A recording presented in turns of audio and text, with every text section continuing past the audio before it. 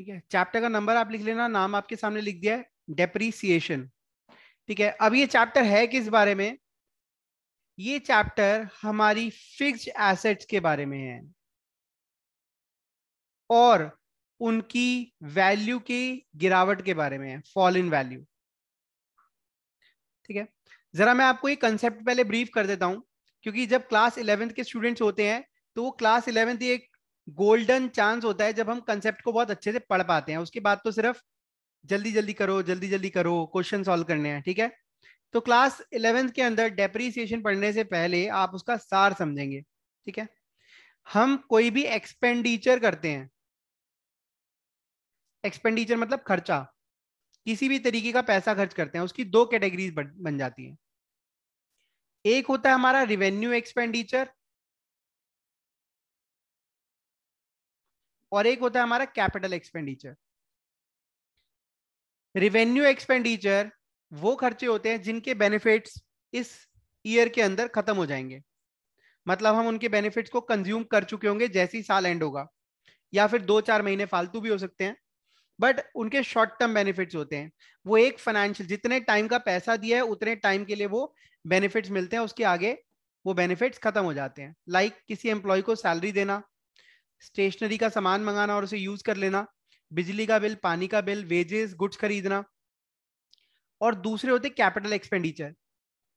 ये खर्चा तो एक बार होता है लेकिन इसके बेनिफिट्स ओवर द पीरियड मिलते हैं, ओवर मेनी इयर्स। अब इसमें क्या आएगा? Purchase of assets. कौन सी एसेट्स? ऐसी एसेट जो लॉन्ग टर्म नेचर की हैं, लॉन्ग टर्म एसेट्स। ठीक है, और लॉन्ग टर्म मतलब we can say more then a year. वैसे होता है लॉन्गर पीरियड मतलब लंबे समय तक चलेगी, लेकिन हम लॉन्ग टर्म को क्या बोलते हैं? मोर देन अ ईयर भी चलेगी तो उसको हम कैपिटल एक्सपेंडिचर मानते हैं। ठीक है, तो जितने भी हमारे रूटीन एक्सपेंसेस हैं वो सारे रिवेन्यू नेचर के खर्चे होते हैं, रिवेन्यू एक्सपेंडिचर बोलते हैं। और जितने भी हमारी एसेट्स खरीदने के खर्चे होते हैं, जो पैसा एसेट्स खरीदने में जाता है, वो सारे हमारे कैपिटल नेचर के खर्चे होते हैं। अब देखिए, मैं यहां पर बात रिवेन्यू नेचर एक्सपेंडिचर की बात नहीं कर रहा, मैं बात करने वाला हूं कैपिटल एक्सपेंडिचर। क्योंकि एसेट, फिक्स्ड एसेट्स जब हम खरीदते हैं तो वो कौन सा खर्चा होगा?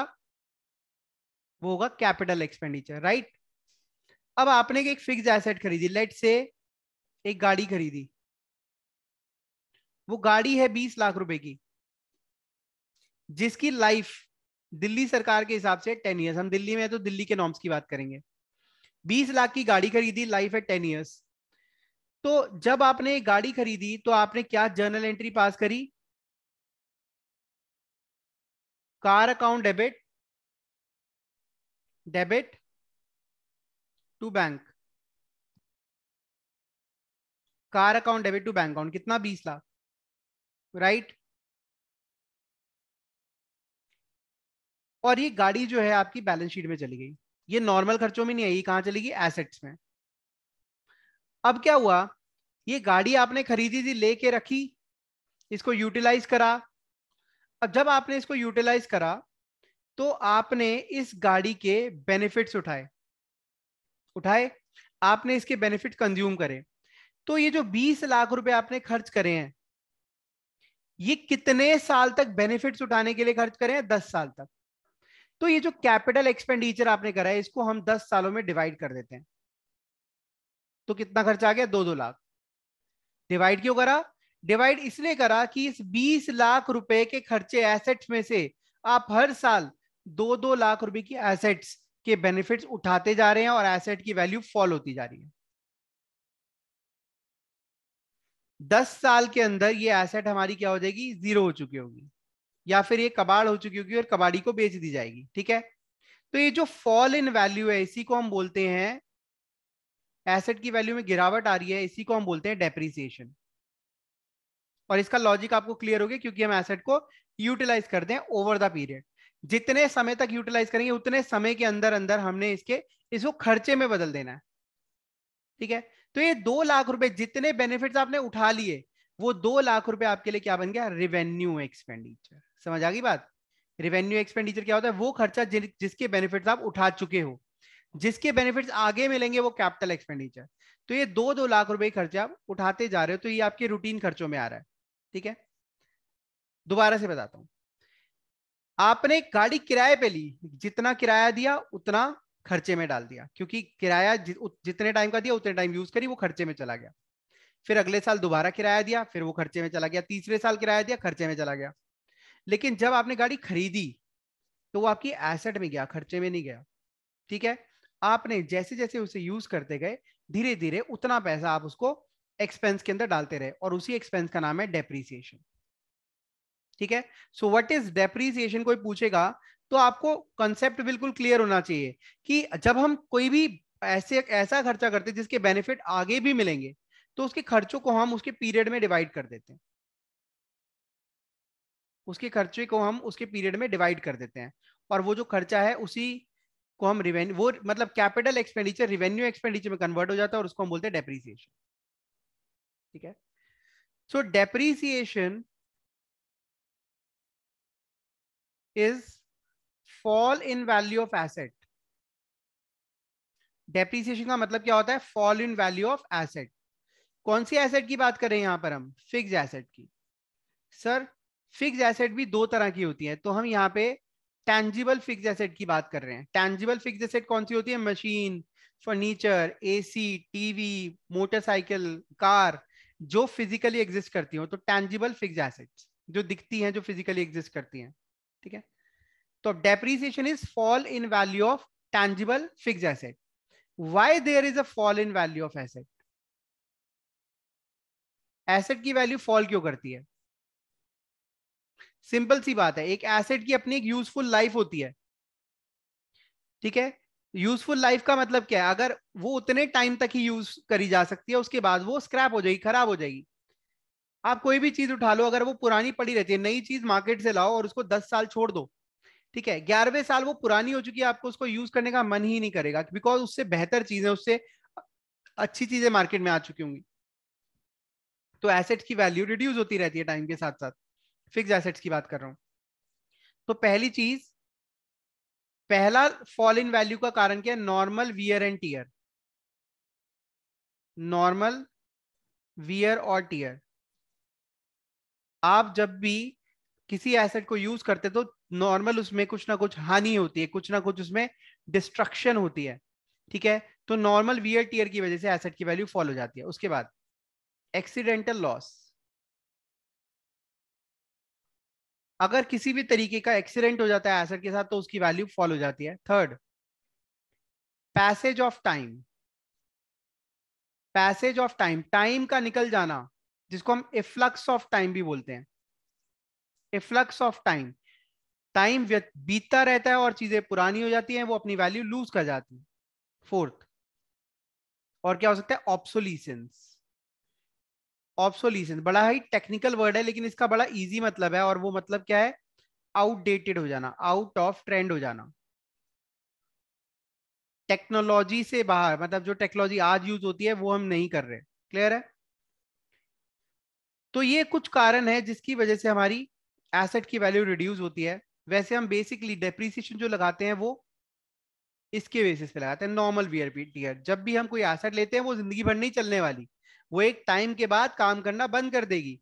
तो इसलिए हम उसकी एसेट से थोड़ा थोड़ा खर्चा, उसकी वैल्यू कम करते रहते हैं और खर्चे में डालते रहते हैं। आज हमने इतनी यूज करी, ये गई। आज हमने इतनी यूज करी, ये गई। ये हमारे एक्सपेंस में गया। ठीक है। इसको नोट डाउन करो, और यहां तक किसी को कोई भी डाउट है तो यू मे आस्क। हाँ जी। अब हमें ये पता चल गया डेप्रिसिएशन लगता क्यों है। ठीक है। इसके और भी कह सकते हैं नीड्स या ऑब्जेक्टिव्स भी हैं। ऑब्जेक्टिव्स और नीड्स फॉर चार्जिंग डेप्रिसिएशन।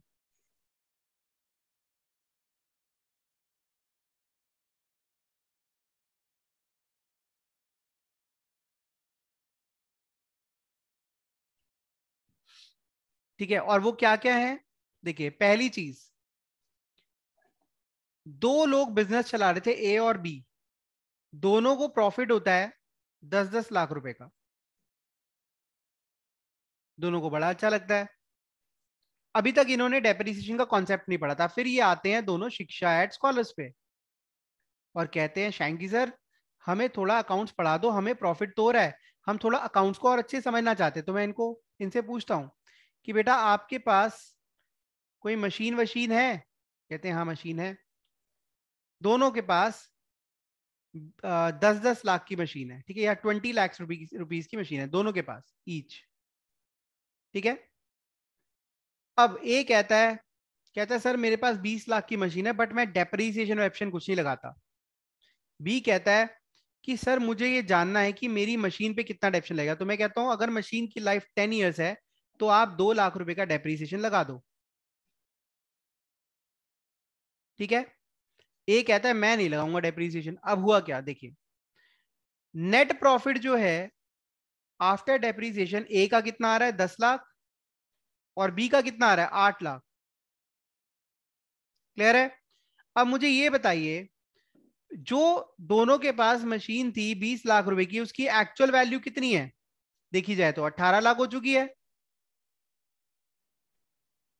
तो जो यस सर। डेप्रीसिएशन लगा रहा है उसकी वैल्यू करेक्ट हुई, प्लस जिसने उस खर्चे को रिकॉर्ड करा उसका प्रॉफिट भी करेक्ट आएगा।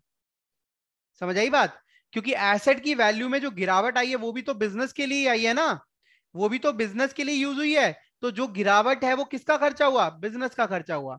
तो मतलब जब भी हम डेप्रीसिएशन चार्ज करते हैं तो हमें करेक्ट प्रॉफिट का पता चलता है, साथ ही साथ एसेट की करेक्ट वैल्यू का पता चलता है। क्लियर है? समझ आ गई इतनी बात? अब दूसरी बात करते हैं, टैक्स। लेट से इनकम टैक्स डिपार्टमेंट कहता है 30% टैक्स लगेगा आपकी कमाई पे। तो इसको कितना टैक्स देना पड़ा? 3 लाख। और इसको कितना देना पड़ा? 2,40,000। समझ आई बात? इसकी इनकम कितनी है? 7 लाख और इसकी कितनी है? 5,60,000। अब आप कहोगे सर इनकम तो एक ही ज्यादा है। वो गलत इनकम है, वो इनकम सही नहीं है, वो गलत इनकम है। इसको टैक्स भी ज्यादा देना पड़ा, इसको टैक्स भी कम देना पड़ा, तो टैक्स के बेनिफिट्स भी मिल गए। समझ आ गई बात? सर सर लेकिन और क्या बेनिफिट है अब ये बताओ फटाफट। चलो एक और बेनिफिट बताते हैं, ठीक है। अच्छा, स्टैचुटरी रिक्वायरमेंट्स हैं। स्टैचुटरी मतलब लॉ कहता है कि आप डेप्रीसिएशन लगाएं, depreciation should be charge. Depreciation लगाना जरूरी है, ठीक है। सर और भी कोई ऐसी बात बताओ जिससे मजा ही आ जाए, डेप्रीसिएशन लगाने का मन करे। लो और बताता हूं, ए और बी दोनों को कैश प्रॉफिट हुआ, मतलब जितना प्रॉफिट हुआ सारा इनको कैश में मिल गया, 10 लाख 10 लाख, ठीक है। तो इनके पास कैश का बैलेंस कितना है?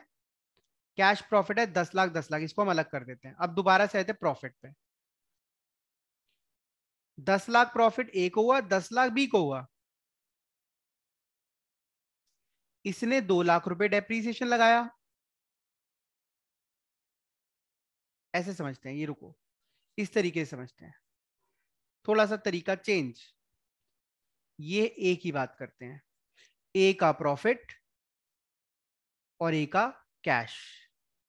लेट से पहले साल में इसको प्रॉफिट हुआ 10 लाख और इसके पास कैश भी कितना है? 10 लाख। इसने कोई डेप्रीसिएशन चार्ज नहीं करा। आगे भी प्रॉफिट कितना हुआ? 10 लाख, कैश भी कितना आया? 10 लाख। हर साल प्रॉफिट 10 लाख, कैश 10 लाख, ऐसे 10 साल के अंदर अंदर प्रॉफिट 10 लाख ईयर 10 में, कैश भी 10 लाख, हर साल सेम सिचुएशन मान के चल रहे हैं। यहां पर भी 1 करोड़ का प्रॉफिट हुआ और 1 करोड़ रुपए कैश आया, ठीक है। क्लियर है ये बात?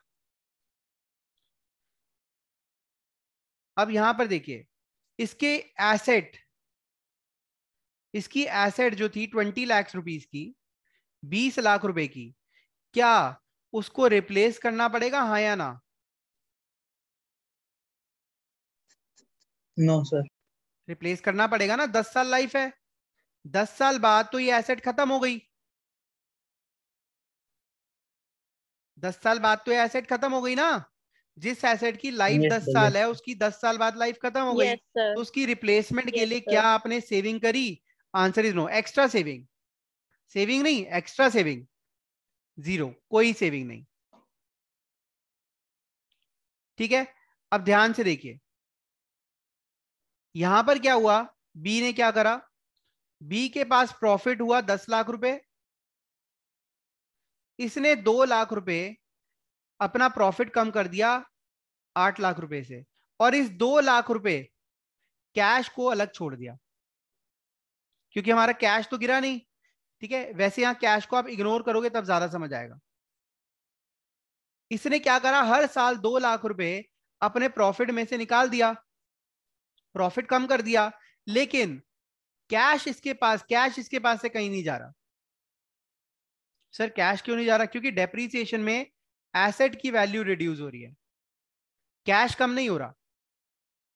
फिर अगले साल दोबारा हुआ, 2 लाख रुपए इसने फिर जोड़ लिए, ऐसे करते करते तीसरे साल में भी इसने 2 लाख जोड़े, चौथे साल में भी इसने 2 लाख जोड़े, करते करते करते करते 10 सालों में इसने कितना पैसा जोड़ लिया, 20 lakh rupees.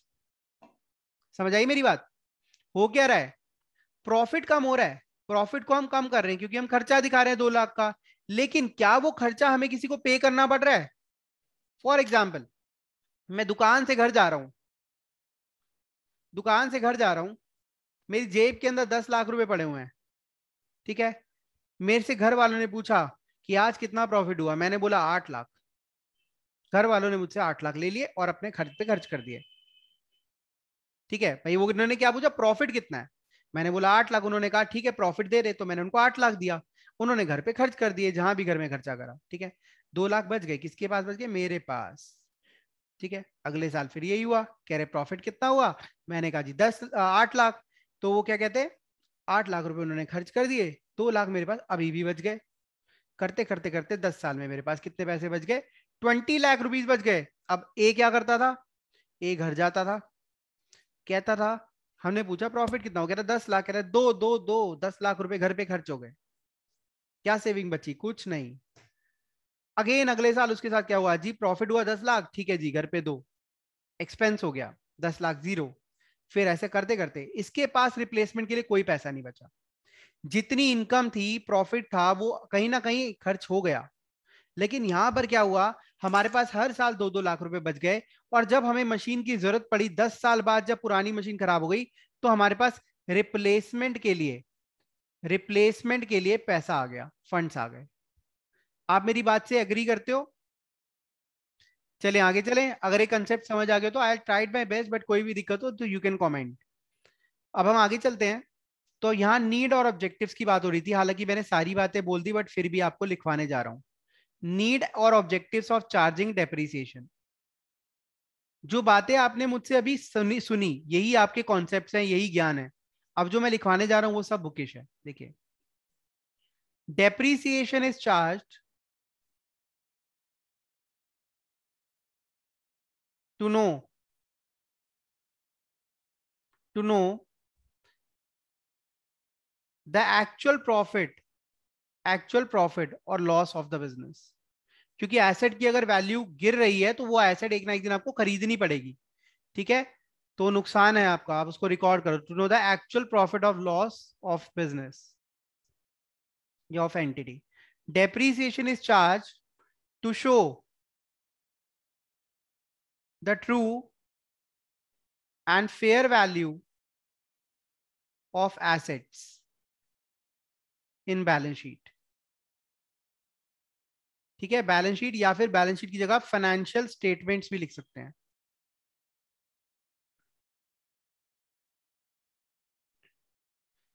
Third, depreciation is charged to save income tax on earnings. Depreciation is charged as it is compulsory by law.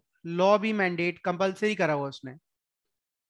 Depreciation is charged to accumulate funds for replacement of asset.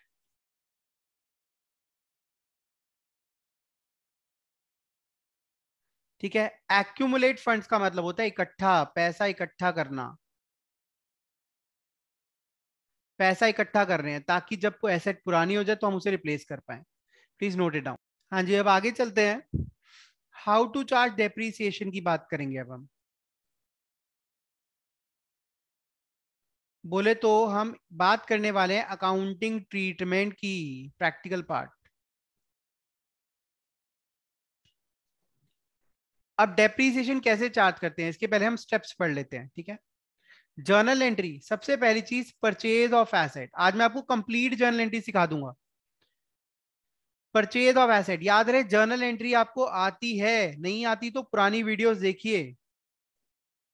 Asset account debit, जब भी आप asset खरीदते हैं तो entry होती है asset account debit to, या तो होता है टू बैंक, बैंक अकाउंट, या फिर वेंडर अकाउंट। वेंडर अकाउंट हम कब लिखते हैं, जब हमने एसेट को उधार पे खरीदा हो। सेकंड,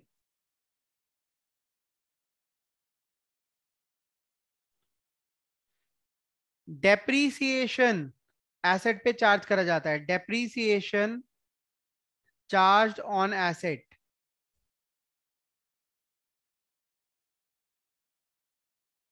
एसेट पे डेप्शन जब हम चार्ज करते हैं तो उसकी एंट्री क्या होती है, याद रहे डेप्रीसिएशन एक खर्चा है और खर्चा क्या होता है, डेबिट। लिख भी लिखना, depreciation is an expense. Depreciation is an expense, asset की वैल्यू का फॉल होना एक खर्चा है। और ब्रैकेट में लिखना non cash.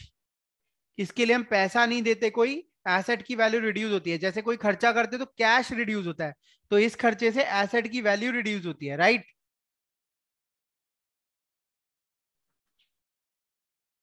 Depreciation is an expense, non cash expense, और डेप्रीसिएशन से एसेट की वैल्यू रिड्यूस होती है। तो एक्सपेंस है इसलिए डेबिट हुआ, और एसेट की वैल्यू कम करता है तो एसेट क्रेडिट हो जाती है इस केस में, ठीक है। क्वेरी आई कि भाई डेप्शन हर एसेट पे लगता है या कुछ एसेट पे नहीं लगता। हाँ, डेप्रीसिएशन लैंड पे नहीं लगता, डेप्रीशिएबल होनी चाहिए एसेट, ठीक है। डेप्रीशिएबल एसेट्स पे डेप्रीसिएशन लगता है, जो डेप्रीशिएबल ही नहीं है उन पे डेप्शन क्यों लगेगा। तो land is a non depreciable asset, okay. Land की वैल्यू बढ़ती ही है, लैंड की कोई एज नहीं होती, ठीक है।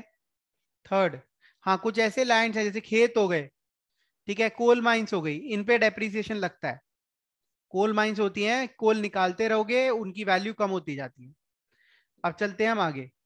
इसके बाद at the end of the year, at the end of the year,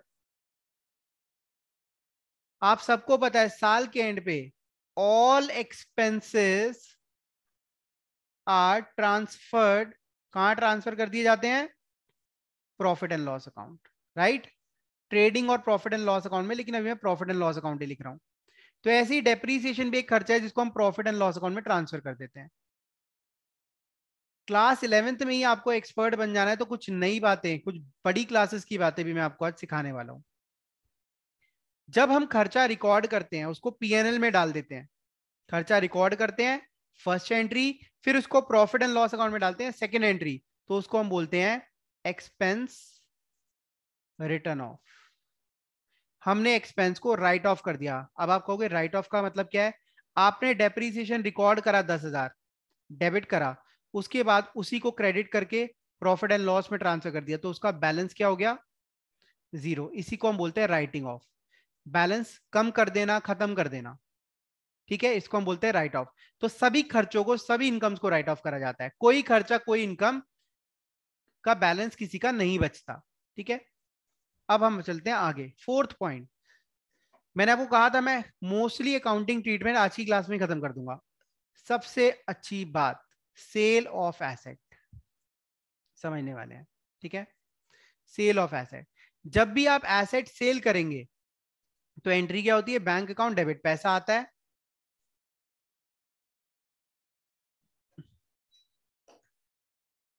to asset account, asset चली जाती है। समझ आ गई बात। तो ये होगी ए एंट्री फॉर सेल। आपने एसेट को बेचा, पैसा आया, एसेट गई, ठीक है। और यहां पर क्या आएगा, सेल्स वैल्यू। यहां पर भी क्या आएगा, सेल्स वैल्यू। अब क्या होगा, अब बी एंट्री क्या होती है, प्रॉफिट और लॉस, एसेट बेचने पर प्रॉफिट और लॉस ऑन सेल, प्रॉफिट हुआ है लॉस हुआ, उसका ट्रीटमेंट क्या होगा? अगर प्रॉफिट ऑन सेल है, अगर प्रॉफिट ऑन सेल है तो entry will be asset account debit, asset account debit to profit and loss account. Sir आपने एसेट को डेबिट क्यों करा? क्योंकि एसेट लेट से 1 लाख रुपए की थी लेकिन बिकी 1,10,000 की, तो आपने तो एसेट जितने की थी उससे ज्यादा उसको आउट कर दिया। 1 लाख की एसेट को 1,10,000 रुपए में क्रेडिट करा। एसेट 1 लाख की है, आप क्रेडिट कितना दिखा रहे हैं, जाती हुई एसेट कितना दिखा रहे हैं, 1,10,000। तो वो जो 10,000 का प्रॉफिट है उसको आप प्रॉफिट एंड लॉस अकाउंट में डाल के ठीक कर देंगे। ठीक है। और अगर लॉस ऑन सेल हुआ तो एसेट है 1 लाख की और बिक रही है 90,000, तो एसेट है 1 लाख की, जाती हुई दिख रही है 90,000। 1 लाख की एसेट है वो चली गई लेकिन जाते टाइम उससे 90,000 आए, तो 90,000 आउट कर रहे हैं, तो बाकी का 10,000 क्या करें, एसेट तो गई, तो बचे हुए 10,000 क्या करें, उसको हम लॉस बुक कर देते हैं और उसको हम प्रॉफिट एंड लॉस अकाउंट में डेबिट कर देते हैं टू एसेट अकाउंट। ठीक है। जिन लोगों ने चैप्टर ऑलरेडी पढ़ रखा है तो उनको समझ आ गया होगा चैप्टर में यही 4 स्टेप्स हैं। अगर आपको ये समझ आ गया तो बस आपको पूरा डेप्रीसिएशन चैप्टर समझ आ गया। कोई डाउट है तो पूछ लो।